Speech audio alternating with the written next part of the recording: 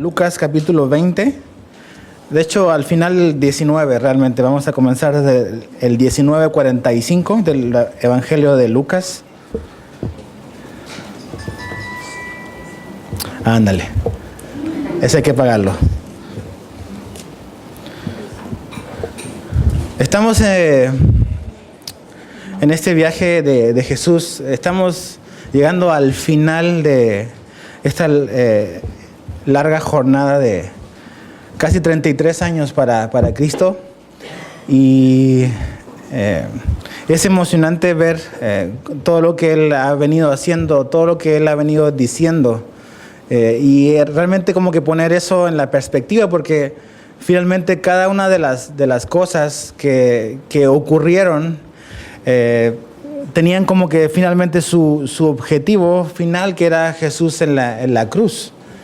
Y estamos a un par de días, a 4 días de la cruz. Entonces lo que Jesús va a decir es muy importante pensando en eso, ¿no? Entonces vamos a leer del Lucas 19, del verso 45 en adelante. Dice así: y entrando en el templo comenzó a echar fuera a todos los que vendían y compraban en él, diciéndoles: escrito está, mi casa es casa de oración, mas vosotros la habéis hecho cueva de ladrones. Y enseñaba cada día en el templo, pero los principales sacerdotes, los escribas y los principales del pueblo procuraban matarle, y no hallaban nada que pudieran probarle, porque todo el pueblo estaba suspenso oyéndole. Señor, te pedimos que puedas abrir estas palabras, abrir nuestros ojos espirituales para poder comprender lo que tú hiciste, quién tú eres y cómo te revelas a nosotros como Dios hecho hombre. Entonces, que tu Espíritu Santo nos ilumine, Señor, y podamos comprender algo que nos quieras revelar de ti. En Cristo Jesús. Amén. La semana pasada vimos un momento importante en la vida de Jesús, en su ministerio, que fue la entrada triunfal. Es ese momento donde después de 3 años de ministerio, Jesús finalmente entra en Jerusalén. Y vimos que fue un momento de contrastes, porque por un lado había como que gran gozo, gran alegría, mucha gente cantando, alabando, adorando a Dios. Pero vemos el contraste en Jesús, que al llegar y al ver esta ciudad tan importante, importante en los planes de Dios, que es Jerusalén, él llora, Jesús llora, porque finalmente él entiende que esa era una oportunidad que Dios le estaba dando a ellos al enviar a su Hijo a entrar y a tener a Dios frente a ellos, frente a ellos, para que le pudieran conocer. Pero es interesante porque Jesús, para entender quizás un poco la cronología de esta última semana de vida de Jesús, Él viene en ruta, viene a Jerusalén, es la entrada triunfal. Dice que ese día Él va al templo y entra al templo, y ocurre, Lucas lo menciona, que ocurre esta como que limpieza del templo, como algunas Biblias lo mencionan. Ahora, si tú lees todos los evangelios y ves, por ejemplo, Marcos, ves Mateo, y ves quizás Juan, no tanto, no mucho, pero ves Marcos, Mateo, y lo ves con Lucas, y da la impresión de que Jesús limpia el templo. Bueno, es un hecho, lo limpió más de una vez. En Juan, por ejemplo, Jesús está comenzando su ministerio y lo limpia. Y cuando hablamos de limpiar, es que corre todos estos comerciantes que estaban ahí en el templo. Pero cuando llegas a este momento donde la semana previa, los días previos de la muerte de Jesús, de la ida a la cruz, por ejemplo, Marcos lo pone así, pone que Jesús viene a la entrada triunfal, Jesús va al templo, pero Marcos no dice que Jesús limpia el templo en esa ida, en la primera entrada. Se va a Betania, que es una aldea que está fuera de Jerusalén, duerme ahí en Betania. ¿Quién vivía en Betania? Lázaro, Marta, María, sus amigos, la familia. Y al día siguiente vuelve a ir al templo, y en esa ocasión limpia el templo. Lucas lo pone como que Jesús viene hacia Jerusalén en la entrada triunfal, va al templo y limpia el templo. Así como que todo pegado. Marcos le pone un día, una tarde de pausa o como de tiempo. ¿Qué es lo que puede haber ocurrido? Sabemos que los evangelios no se contradicen entre sí, La Biblia no se contradice, es como, ves los 4 evangelios como 4 cámaras diferentes, apuntando hacia la misma persona que es Jesús. Entonces, es lo que ve el evangelio de Lucas desde este ángulo, lo que ve Marcos desde el otro ángulo y así, y lo complementas y te da esta impresión.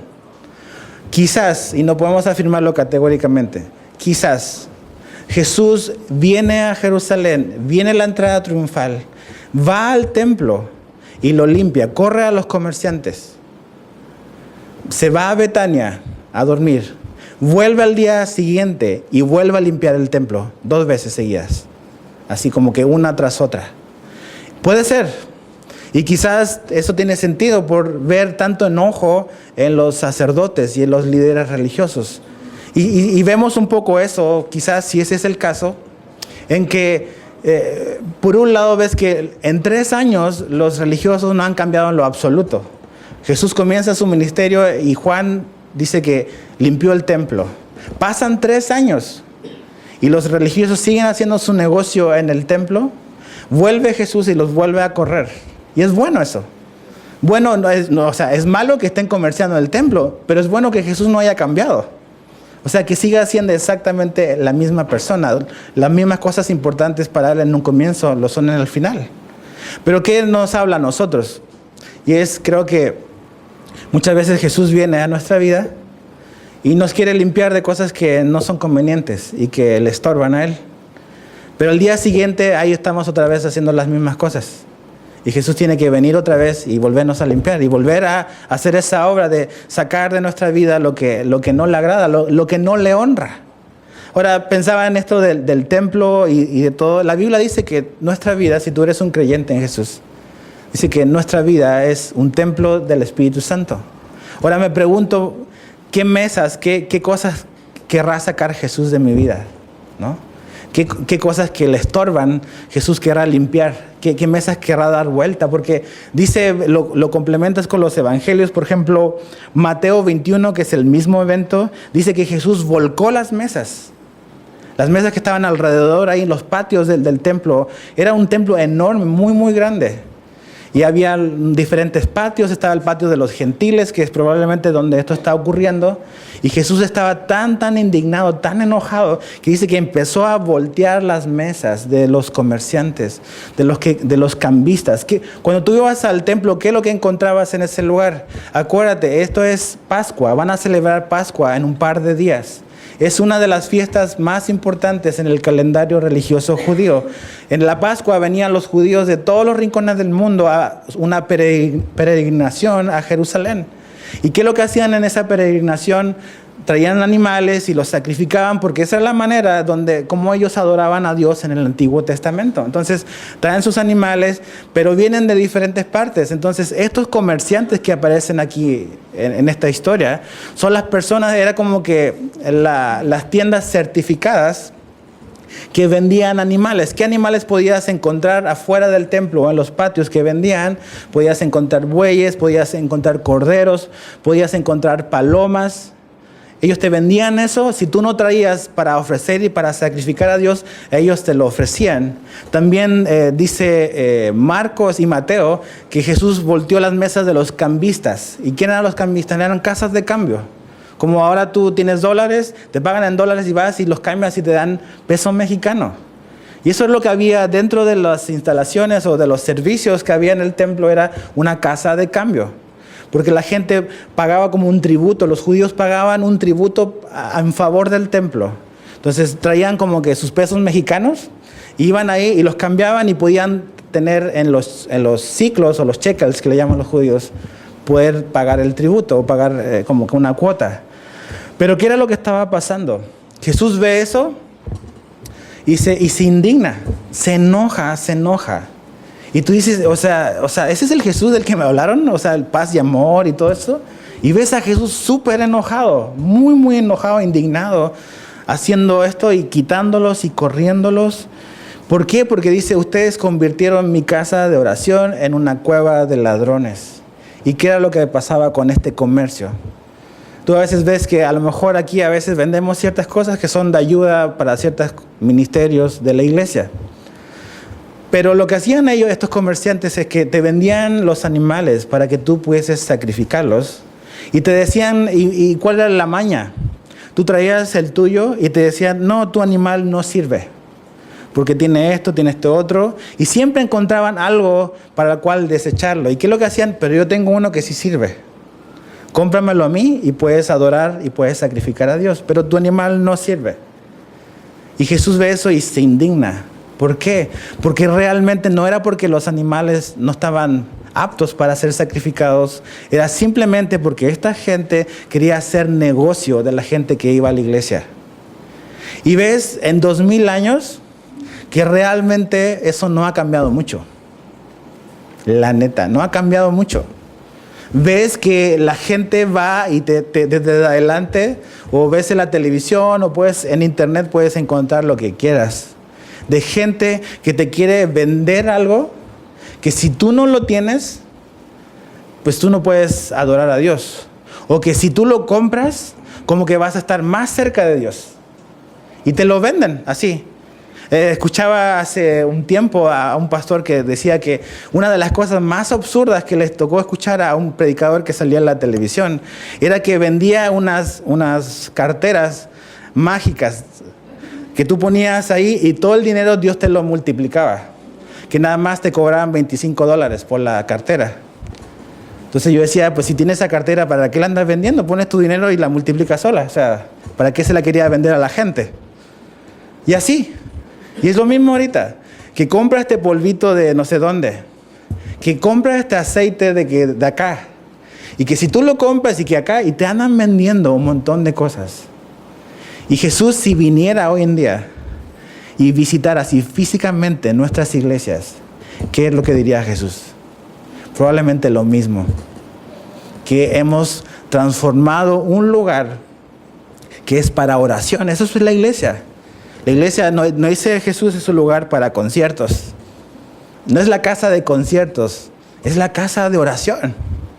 Y ves que Jesús aquí está citando Isaías, el libro de Isaías, donde dice que el templo iba a ser la casa de oración, donde no solamente los judíos, sino que era un lugar donde de todo el mundo iban a poder ir a ese lugar, a un lugar en la tierra, donde la presencia de Dios estaba, iban a poder orar, iban a poder tener comunión con Dios a través de la oración. Y ellos lo habían transformado, en vez de una casa de oración, en una casa de corrupción. De corrupción. Y esa palabra la escuchamos mucho en este país, corrupción. Tristemente la corrupción también está en las iglesias, en los mensajes más bien en que se dan a veces en las iglesias. La palabra corrupción quiere decir esto, lo busqué en el diccionario.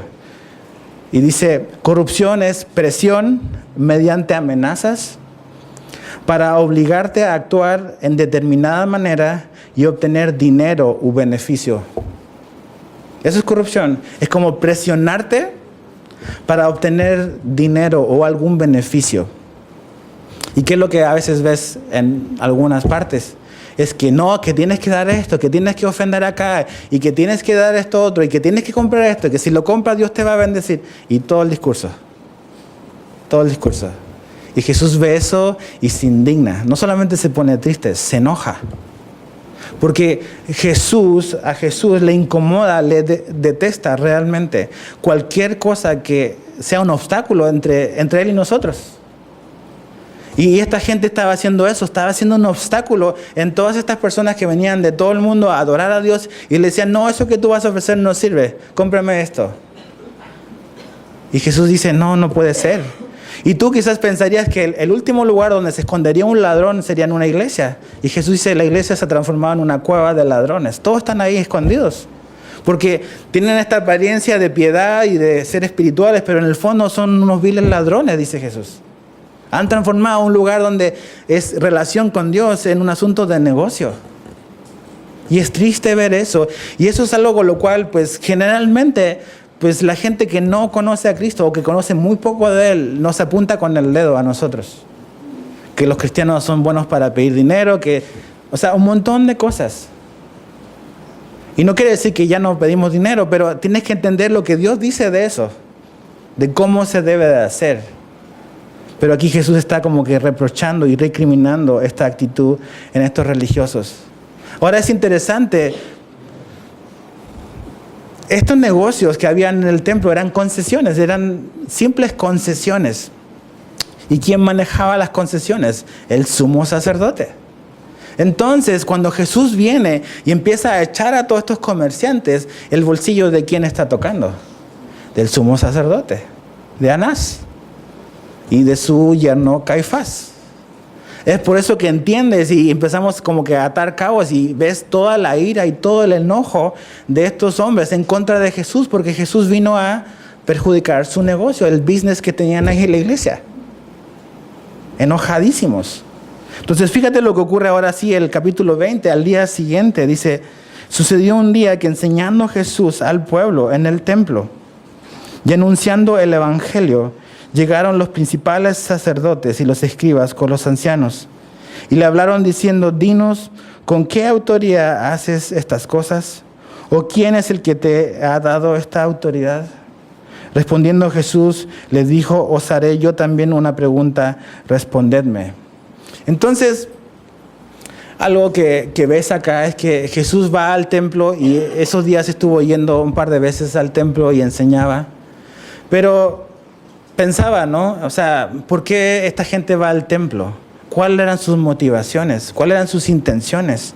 Ves que los comerciantes estaban todo el día en el templo. Estaban ahí y tú podías decir, son hombres espirituales, son hombres que quieren ayudar a la otra gente a adorar a Dios. Pero no están, su intención no era ayudar a otros a adorar a Dios, su intención era quedarse con su dinero. Esa es la intención de estos hombres. Jesús dice que iba cada día al templo y todos los días estuvo ahí muchas veces. Pero él iba a ¿qué? Él iba a enseñar, iba a exponer la verdad a la gente que quería oír. Pero juntamente con Jesús, también iban todos los días al templo siguiendo a Jesús los religiosos. Pero su intención no era escuchar a Jesús. Lo que había en su corazón era odio por Jesús. Y te das cuenta que de una realidad que debemos de examinar nuestro corazón. La pregunta es esta, ¿cuál es tu intención de estar aquí hoy? ¿Por qué venimos a la iglesia? ¿Por qué venimos? ¿Por qué nos congregamos? Podemos estar en el lugar correcto con las motivaciones incorrectas. ¿Ves? Esta gente iba al templo y se veían como hombres muy espirituales, pero en el fondo de su corazón había odio, había resentimiento, había amor al dinero, querían aprovecharse de la gente. Entonces llegan, dice que de repente Jesús está enseñando y así de sorpresa llegan y como que le caen a Jesús y realmente están enojados, están con odio contra Jesús porque Jesús les está perjudicando, ya es incómodo Jesús para sus vidas y realmente vienen y le hacen una pregunta. Ahora, te das cuenta que en realidad podemos preguntar muchas cosas, pero también a veces nos quedamos simplemente con lo que se ve afuera y no vamos al fondo. ¿Cuál es la intención de esta pregunta que le hacen a Jesús? Le podemos preguntar muchas cosas a Jesús, le podemos preguntar muchas cosas a Dios. La pregunta es, ¿con qué intención o qué ando buscando en esa pregunta? Estos hombres realmente no hacen esta pregunta porque quieren saber la verdad o porque están confundidos, sino que realmente ellos ya han tomado una decisión respecto a Jesús. Y la decisión es matarlo. Y le dicen, a ver, Jesús, ¿qué autoridad tienes? Es como si le dijeran, a ver, muéstranos tus credenciales. Queremos ver tus credenciales. Jesús, ¿en qué seminario estudiaste? ¿A qué escuela fuiste? No sé. A ver, ¿quién te da autoridad para hacer esto? ¿Para hacer qué? ¿Qué es lo que acaba de hacer Jesús? Primero, la entrada triunfal. Jesús entró así como estaba escrito y dice que la gente empezó a alabar a Dios y empezó a cantar. ¿Y qué hacían los fariseos mientras sus discípulos cantaban? Le decían, no, dile a tus seguidores que se callen. No pueden decir eso. Y Jesús le dice, si ellos callan, las piedras van a hablar. Entonces le están preguntando, ¿por qué permitiste eso? ¿Por qué permitiste que la gente te reconociera como un rey? Eso es blasfemia para un religioso judío. Y lo segundo que le preguntan es, ¿por qué? O sea, ¿cuál es tu autoridad? ¿Qué onda contigo, Jesús? ¿Por qué viniste a sacarnos todos los comerciantes de acá? ¿Quién te dio el permiso para hacer eso? ¿O quién te crees, Jesús, para hacer esto? Y eso es lo que a veces le preguntamos a Dios. O sea, ¿qué onda, Dios? ¿Quién te crees para quitarme esto? ¿Quién eres tú para quitarme esto otro? Y estamos así como que cuestionando y preguntando. Y Jesús está frente a nosotros. Y Él nos habla con la verdad. Lucas 5:24, no vayas ahí, pero dice lo siguiente. Dice, pues para que sepáis que el Hijo del Hombre tiene potestad en la tierra para perdonar pecados. Y la palabra que aparece ahí, potestad, es la misma palabra que usan los religiosos. ¿Cuál es tu autoridad, Jesús? O sea, ¿quién te dio el poder a ti para hacer esto? ¿Y qué es lo que están buscando? Y esto es lo que ellos andaban buscando. Quieren atrapar a Jesús. Quieren eliminar a Jesús. Ya sabemos que Marcos 11, Mateo 21 dice que querían matar a Jesús, ya no lo soportaban. Pero no lo podían hacer así como así nada más. Tenían que buscar una manera de atraparlo, de legalmente como que presentar un caso y atrapar a Jesús. Entonces, cuando le dicen, ¿con qué autoridad tú haces todo esto? Lo que andan buscando es que Jesús les diga, pues yo soy Dios. Y que reconozca lo que Él ha reconocido muchas veces antes, fuera de Jerusalén. ¿Ves? Todos estos religiosos que estaban en la capital sabían todo lo que Jesús venía diciendo. Que Él perdonaba pecados. ¿Y quién perdona pecados? Solo Dios. Y venía haciendo un montón de cosas que la gente sabía que realmente Jesús estaba reconociendo que no era simplemente un hombre, era Dios. Entonces, a ver, estás frente a nosotros, ¿quién eres? ¿Cuál es tu autoridad? A ver si por fin lo confiesas aquí en la capital y ya nos deshacemos de ti. Pero Jesús no le da la respuesta que ellos andan buscando. Porque si se lo hubiese dado en ese momento, pues atrapan a Jesús, lo acusan y es juzgado y es ejecutado. Pero si algo te das cuenta, es que Jesús no va y no depende de los tiempos de nosotros. O sea, el que determinó la agenda de Jesús no fue la multitud, es Él. Ves que todas estas situaciones que están pasando, como hemos dicho, la cruz no fue un accidente, no fue una situación fuera de control de Jesús. Todo lo que Él hizo fue intencional, con un propósito. Jesús entró en Jerusalén el día número 10 de la Pascua, cuando comenzaban a prepararse para la Pascua. Ese día entró Jesús a Jerusalén, el día en que los judíos agarraban el cordero, que el día 14 iban a sacrificar, y Jesús muere en la cruz el día 14 de la Pascua. Cada cosa que Jesús va haciendo es intencional, va siguiendo una ruta. Y la gente no manipula a Jesús. Él va marcando la pauta. Va marcando la pauta de la salvación de nosotros. Entonces están enojados. Quieren que Jesús reconozca algo para acusarlo. Y fíjate lo que ocurre del 3 al 8. Dice, respondiendo Jesús, les dijo, os haré yo también una pregunta. Respondedme. ¿El bautismo de Juan era del cielo o de los hombres? Entonces ellos discutían entre sí diciendo, si decimos del cielo, dirá, ¿por qué pues no le creísteis? Y si decimos de los hombres, todo el pueblo nos apedreará, porque están persuadidos de que Juan era profeta. Verso 7. Y respondieron que no sabían de dónde fuese. Entonces Jesús les dijo, yo tampoco os diré con qué autoridad hago estas cosas. Entonces, a ver, primero, antes de responderle, respóndanme ustedes a mí. Si ustedes me responden, yo les digo. Y ves así a Jesús, o sea, jamás puedes atrapar a Jesús. Si quieres tener un argumento, una discusión con Él, tienes que entender que vas a perder. O sea, no hay manera de ganarle a Él, jamás. Mejor ríndete a Él. Tratar de luchar en contra de Jesús es terminar cansado y finalizar tal cual como comenzaste. O sea, cansado y en el mismo punto. Mejor ríndete. Y quieren como que, a ver, respóndenos. Y Jesús le dice, no, respóndeme ustedes a mí. Y le hace una pregunta de Juan el Bautista. Le dice, a ver, ¿con qué autoridad Juan hacía esto? Entonces Jesús le dice, a ver, ¿quieren una pregunta difícil? Ahí les va. ¿Por qué Juan hacía lo que hacía? Entonces dice que ellos empezaron como que a discutir. Así como que se agarraron así. Me imagino, como que a ver, ¿qué le respondemos a Jesús? O sea, ¿qué le podemos decir? Entonces dice, si le decimos que es un hombre de Dios, que la autoridad que tenía Juan provenía de Dios, Jesús le iba a decir, ¿y por qué no le creyeron? ¿Por qué no creyeron el mensaje de Juan? ¿Se acuerdan el mensaje de Juan?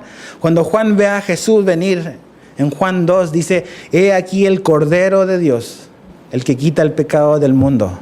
Entonces él le iba a decir, bueno, ¿cuál fue el mensaje de Juan? ¿De quién estaba hablando Juan? De mí. ¿Por qué no le creyeron entonces? Y ellos sabían eso, ¿ves? Ellos sabían que si respondían eso iban a quedar atrapados. ¿Ves aquí lo trágico de estos hombres? Es que no es que desconocían la verdad, es que decidieron rechazar la verdad y desechar la verdad. No eran ignorantes, realmente habían oído, tenían las escrituras, tenían el testimonio de Juan. Dicen, no, entonces no podemos decir que es de Juan. Y si decimos es de la gente, o sea, la gente le dio la autoridad, tenían miedo y eran cobardes. Porque dice, si decimos que la autoridad de Juan era del pueblo, nos van a apedrear a nosotros. Y nos amamos tanto que queremos seguir aquí, ¿no? Entonces, realmente dice que empezaron como que a razonar, como que a discutir, a ver, a tratar de entender. ¿Sabes qué? Hay un tiempo para razonar. Nuestra fe no es una fe ilógica. La fe en Jesús tiene argumentos y hay razones. Es muy racional. Pero hay un momento para razonar y como para tratar de entender. Pero hay otro momento cuando estás ya frente a Jesús donde tienes que simplemente responder. Responder a quien está delante de nosotros. Y es un tiempo no de razonar, de discutir, a ver qué digo. Es un tiempo de aceptar la verdad que está frente a ti. No andar perdiendo el tiempo a ver qué hago. Y te das cuenta que estos hombres realmente no estaban interesados en la verdad. Es importante a veces por qué preguntamos. Porque se puede ver como que quiero saber, pero a veces las motivaciones de nuestras preguntas no es porque queremos saber. Es simplemente porque queremos controversia, queremos discutir, queremos debate. Estos hombres no buscaban la verdad. Ahora, ¿por qué quiero una respuesta honesta de Dios si yo le hago una pregunta deshonesta? ¿Por qué quiero una respuesta honesta de Jesús si yo le estoy haciendo una pregunta deshonesta? O sea, si yo hago una pregunta en realidad con mañas, ¿por qué espero que Jesús me diga la verdad? Si realmente no quiero escuchar la verdad. Simplemente estoy preguntando porque me estoy defendiendo, porque Jesús me está atrapando, me está arrinconando y estoy tirando preguntas y Él me viene arrinconando. Y no quiero aceptar las respuestas que Él me da. ¿Por qué? Porque muchas veces, o sea, hoy puedes tener preguntas y es válido tener preguntas, ¿ves? Jesús nos dice, no me pregunten. Podemos preguntarle. Pero las preguntas de hoy, ok, son válidas quizás, probablemente. Pero ¿qué has hecho con las respuestas que Jesús te dio ayer? A veces es que no sé lo que quieres Dios y como que ando como que tratando de descubrir qué es lo que quiere para mí. Pero ok, es importante, pero ¿qué has hecho con lo que Jesús te ha hablado ayer? Con las respuestas que Él te dio ayer para ti. No, es que hoy necesito algo. No, sí, hoy necesitas algo, claro, pero y ayer, y antes de ayer, y hace un año, todas las verdades que sabes de Jesús, ¿qué has hecho con ellas? A veces queremos como que tratar de ajustar a Jesús y manipular a Jesús para que finalmente termine diciéndome la respuesta que yo quiero escuchar. Y a veces, no sé si, le preguntamos a un montón de personas diferentes. Porque queremos si alguien me da la respuesta que yo quiero oír y no realmente la que necesito escuchar. Entonces voy con esta persona y le pregunto, oye, me pasa esto, no me gustó, no es lo que quiero oír. Entonces voy con otro, ¿no? Y así vamos de persona tras persona. Hasta que finalmente alguien por casualidad te dice, eso es lo que quería escuchar, eso voy a tomar. Y así estamos con Dios a veces. Como que nada más no queremos sus respuestas. Esa es la verdad. No queremos oír lo que Él nos tiene que decir. Ellos ya saben lo que quieren. Estos hombres ya saben lo que quieren. Quieren matar a Jesús. Quieren eliminarlo. Y Jesús les da una parábola. Fíjate cómo le responde Jesús con una parábola. Verso 9 al 16. Comenzó luego a decir al pueblo esta parábola. Un hombre plantó una viña, dice, la arrendó, dice, a labradores y se ausentó por mucho tiempo. A su tiempo envió un siervo a los labradores para que le diesen del fruto de la viña. Pero los labradores le golpearon y le enviaron con las manos vacías. Volvió a enviar otro siervo, mas ellos a este también golpeado y afrentado le enviaron con las manos vacías. Volvió a enviar, verso 12, un tercer siervo, mas ellos también a este echaron fuera herido. Imagínate, O sea, Jesús está hablándoles una historia que es una postal, es un retrato de la historia de Israel. De cómo sistemáticamente Israel rechazó todos los mensajeros, todas las personas que Dios les envió para que se arrepintieran. Y aquí ves algo muy importante, ves toda la intención, toda la perseverancia, toda la consistencia de Dios en tratar de salvar y en tratar de restaurar, reconciliarse con su pueblo, con su gente. Pero cómo a pesar de todos esos intentos, Israel reiteradamente y sistemáticamente rechazaba y rechaza a Dios. Pero ¿sabes qué? No tenemos que ir tan lejos. Es nosotros. A lo mejor número cuánto reaccionamos nosotros. O a lo mejor estás aquí hoy y sigues así como que rechazando todos los intentos de Dios para alcanzarte. Y jamás nos vamos a poder parar delante de Dios y decir, Dios no estaba interesado en mí. No hizo nada por mí. Porque seguramente muchas personas te han hablado del amor de Jesús antes. ¿Qué has hecho con eso? ¿Qué has hecho con lo que personas que te aman o personas que ni te conocían, pero que te hablaron de este Jesús que te ama y dio su vida por ti? Entonces jamás vamos a poder pararnos delante de Dios y decirle, tú no hiciste nada por mí, porque Él envió sistemáticamente y ha enviado personas a tu vida para demostrarte cuánto te ama. Lo hizo con Israel, lo hace con todos nosotros. Y dice que mandaban. Ahora, ¿cómo Jesús le da una parábola, pero le está hablando a estos religiosos? O sea, el dueño de esta viña representa al Padre.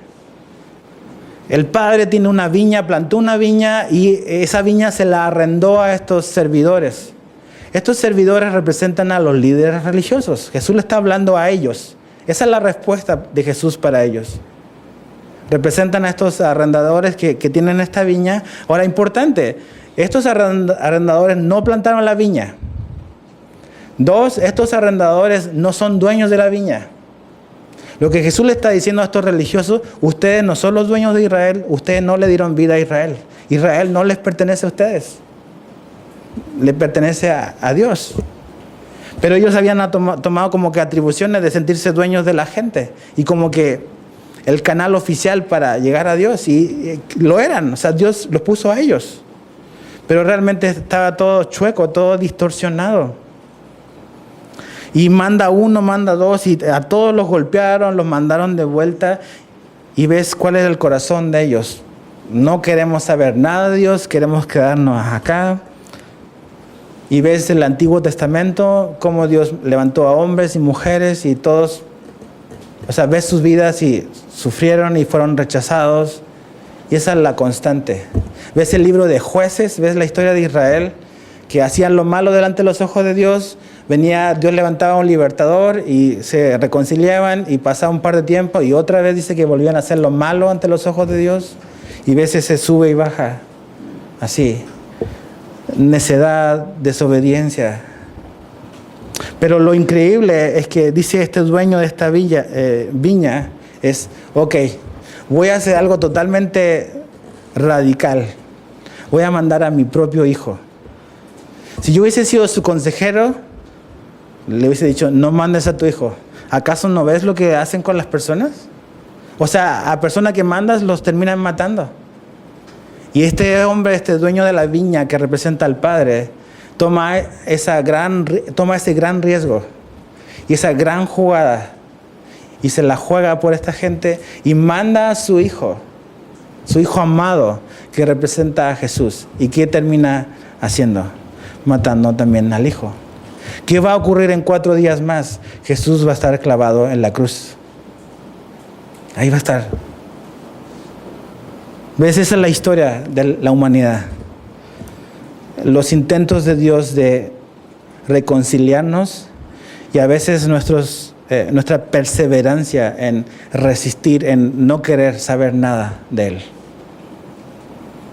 Probablemente nosotros hubiésemos abandonado el plan en el primero. No, pues ya le hicieron esto, ya, o sea, voy yo mismo y los elimino, no sé, algo, ¿no?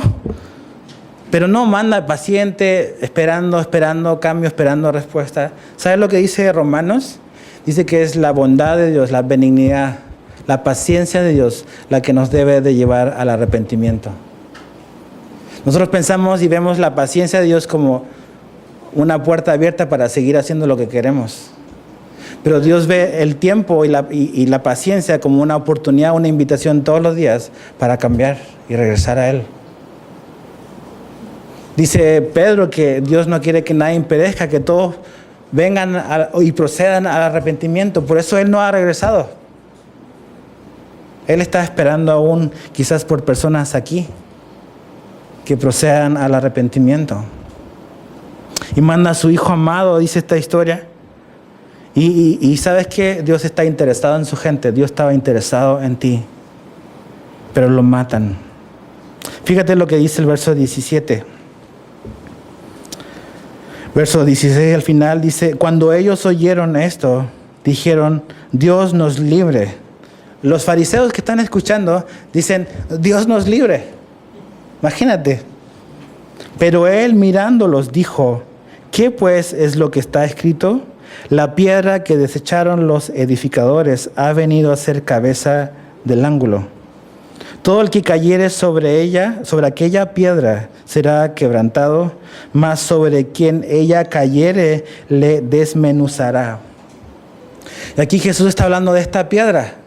¿Y quién es esta piedra? Es Jesús. Ves que en la Biblia aparecen un par de referencias a que Jesús es la roca, Jesús es como una piedra. ¿Se acuerdan del sueño de Daniel? Cuando Nabucodonosor tiene este sueño de esta imagen. Y son todos los imperios que han pasado en la historia de la humanidad, los babilonios, los medopersas y los romanos. Y dice que al final de repente viene una roca, una piedra que le da abajo a esta imagen. Y todo se viene abajo, todo se derrumba. Y esa es una profecía de Jesús. Que Él va a venir, cuando Él regrese, todos los imperios de la humanidad van a caerse, van a desplomarse. Jesús es esa piedra.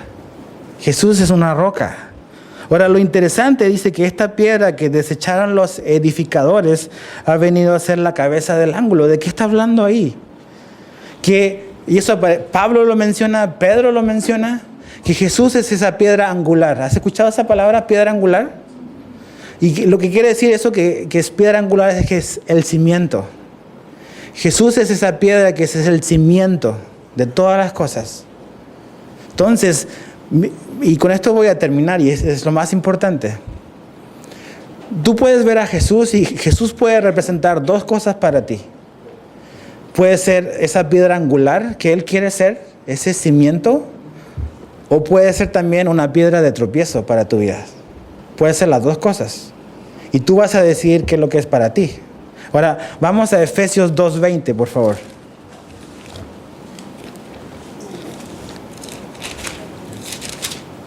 Efesios 2:20.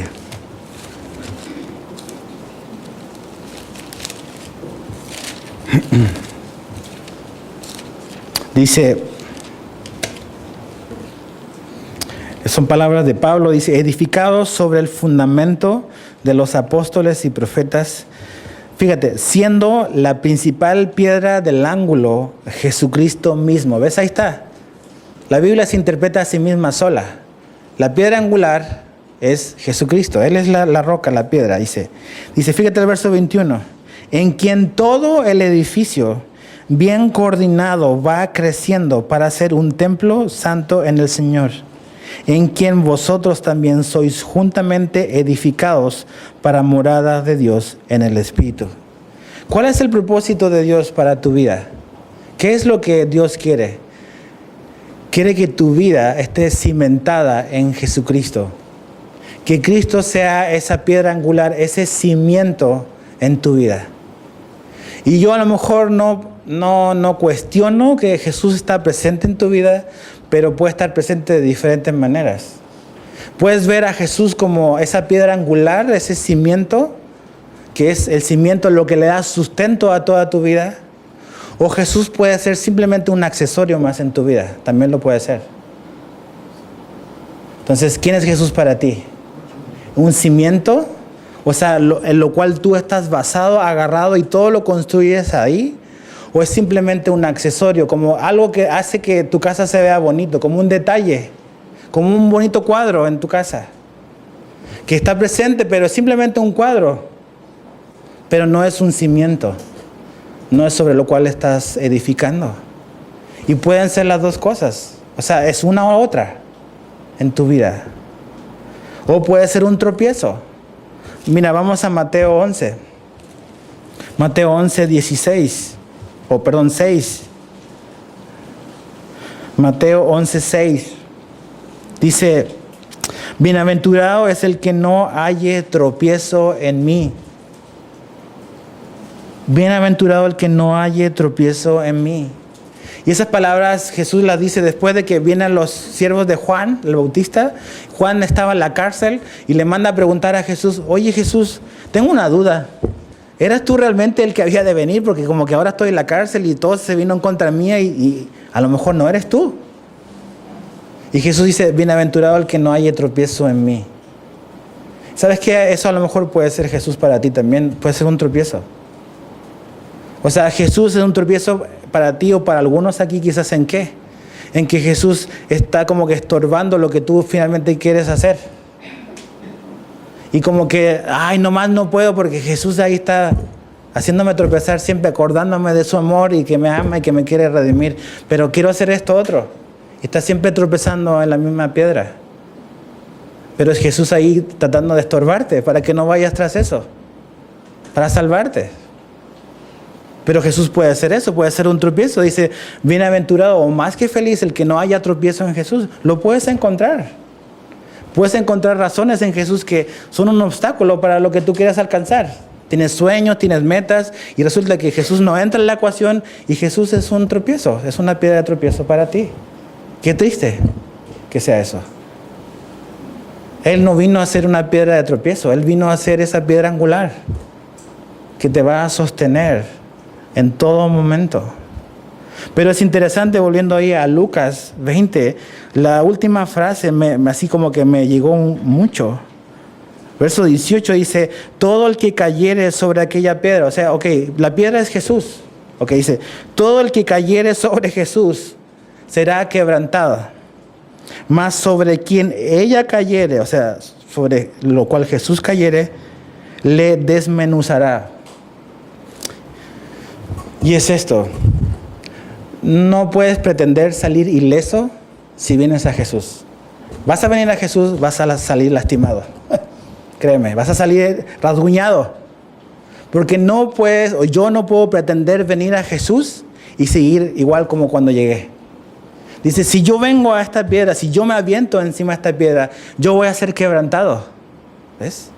Y eso a veces es lo que nos falta a nosotros, es ese quebrantamiento, ese dolor de darnos cuenta de quiénes éramos. ¿Ves? A veces como que, sí voy a la iglesia, canto y Jesús y acá, y nunca ha habido un quebrantamiento en nuestra vida. No nos hemos dado cuenta quiénes éramos y lo que Jesús hizo por nosotros, por ti. Y cuando tú te avientes, mejor aviéntete tú encima de Jesús y tú québrate. A que Él caiga con su peso y te haga polvos, como dice, es la idea. Entonces, esta es la cosa. Puede ser como que un quebranto para arrepentimiento, que es lo que dice cuando tú te avientas y te haces pedazos. Es un quebrantamiento del corazón por arrepentimiento o para arrepentimiento. O puede ser un quebranto para juicio. Tú decides, ¿ves? Pero que si vamos a Jesús no podemos quedar igual, no vamos a quedar iguales, pero tienes que tomar una decisión sobre Jesús. No puedes ser pasivo, no puedes ser medias tintas, no puedes ser gris con Jesús. Eres blanco o negro, no hay de otras. Y tú tienes que decidir eso. Y Jesús está hablando, ok, es mejor venir a mi vida y que haya ese quebranto, ese dolor. Pablo dice en Corintios de que Dios pone un dolor que nos lleva al arrepentimiento. Y ese es el dolor, ese quebranto cuando nos damos cuenta de que somos pecadores y que por la gracia de Dios Él nos salvó, Él te salvó. Y cuando llegas a darte cuenta de eso, hay dolor. Debe de haber de eso, deben haber cicatrices en tu vida. ¿Hay cicatrices de ese encuentro con Jesús? O sea, hay rasguñones, hay heridas de ese momento cuando chocaste contra Jesús o más bien Jesús chocó contra ti. ¿O sigues siendo igual a lo que eras antes? Ninguna persona sigue igual cuando se encuentra con Jesús. Debe de haber un cambio. Y si no lo ha habido es porque no te has encontrado con Jesús probablemente. O lo que va a ocurrir al final. Lo que Jesús dice cuando esta piedra cae encima y los destruye, es lo que ocurre al final. ¿Ves? Es el propósito, no es el deseo de Jesús destruir a esta gente. Pero finalmente hay una oportunidad, hubo una oportunidad para ellos. Y sigue habiendo una oportunidad para ti hoy. Mientras tengas vida, por eso la salvación es un asunto de hoy, no es de mañana. Porque el mañana no lo tienes comprado. La salvación es hoy. Pero Jesús quiere eso, que para darte algo nuevo, ¿debe de qué? Debe de romper lo viejo. No puede hacer algo nuevo de lo viejo, debe de romper lo viejo y hacer algo nuevo. Jesús no te quiere dar una mejor vida. Eso está tan de moda hoy en día. O sea, vengo a Jesús y voy a ser una mejor persona. No, Jesús no te quiere hacer una mejor persona. Jesús te quiere hacer una nueva persona. Él no puede darte una nueva identidad basándose en lo que tienes antes. Tiene que destruirlo, se tiene que romper. Y si vienes a Él, Él va a romper eso y te va a hacer una nueva persona, una nueva criatura. Entonces, ¿qué vas a hacer? ¿Qué vas a hacer con Jesús? Ahí está Jesús frente a estos hombres, hablándoles. Y ¿sabes qué? Ellos tuvieron una oportunidad. Jesús también amaba a los religiosos, ¿sabías? Tenemos esta idea de que antirreligión. Y sí, pero Jesús amaba a los religiosos. También murió por ellos. Y quizás aquí hay también religiosos. Personas que rechazan a Jesús porque creen ser demasiado buenos. O sea, creen que Dios los acepta porque hacen ciertas cosas o se abstienen de otras cosas. Los fariseos pensaban que Dios los iba a aceptar porque eran hombres que aparentemente llevaban las cosas de Dios en orden. Pero realmente su corazón estaba muy lejos de Dios. Tú puedes decir, no, yo soy un cristiano, yo leo la Biblia, yo voy a la iglesia, y puedes hacer buenas cosas, pero con motivaciones equivocadas. O puedes pensar que esas cosas que haces son las que te garantizan o te abren la puerta con Dios. Y nada de eso, nada de lo que tú hagas, ninguna obra, ninguna buena obra incluso, me abre la puerta al Padre. Solo Jesús. Y cuando crees en Él y te arrepientes de tus pecados y vienes a Él y ocurre ese quebranto en tu vida, Dios está cerca en ese momento tuyo. El Salmo 34, 18 dice lo siguiente. Se los quiero leer la Nueva Traducción Viviente. Me gusta cómo lo pone. Dice, el Señor está cerca de los que tienen quebrantado el corazón. Él rescata a los de espíritu destrozado. ¿Te das cuenta que el quebranto es bueno? A lo mejor has pasado por alguna situación que te ha quebrantado. Y tú dices, nomás estoy como que en el foso ahorita. Bueno, en ese lugar está Dios. Estás en el mejor lugar para encontrarte con Dios. Quebrantado, roto. Porque Él va a tomar las piezas y te va a hacer de nuevo. Porque te ama. Pero tienes que tomar una decisión. ¿Jesús es eso? ¿Es alguien que te va a quebrantar para tu bien? ¿O es un tropiezo en seguir tu vida como estás hasta ahorita? Señor, te damos gracias. Te damos gracias por quien tú eres. Gracias, Jesús, por seguir este camino hasta el final. De ir a la cruz. De no rehuir a tu propósito de venir. Y Señor, gracias por habernos salvado. Gracias por mostrarte así como eres. Directo, muchas veces incómodo, como lo fuiste con esta gente ahí, pero verdadero. Entonces, Señor, te pedimos que tú puedas aquí salvar al que aún no es salvo, que tú puedas mostrarle de que reiteradamente y persistentemente, incluso antes de lo que ellos se imaginaran, tú has andado siguiéndoles. Has andado siguiéndoles con el propósito de salvarles. Y Señor, si hoy no son salvos, sálvalos tú hoy, que ellos puedan rendirse. Que hoy sea un nuevo comienzo. No religión, sino una relación genuina contigo. Entonces, Señor, por favor, abre nuestros ojos y ayúdanos a verte como ese cimiento de todas las cosas, partiendo de nuestra propia vida. Te damos gracias, Señor, y te pido que nos hables y que nos rescates y nos redimas de nosotros mismos, de vivir vidas enfocadas solamente en nosotros, lo que nos alejó de ti. Gracias, Señor. En el nombre de Jesús oramos. Amén.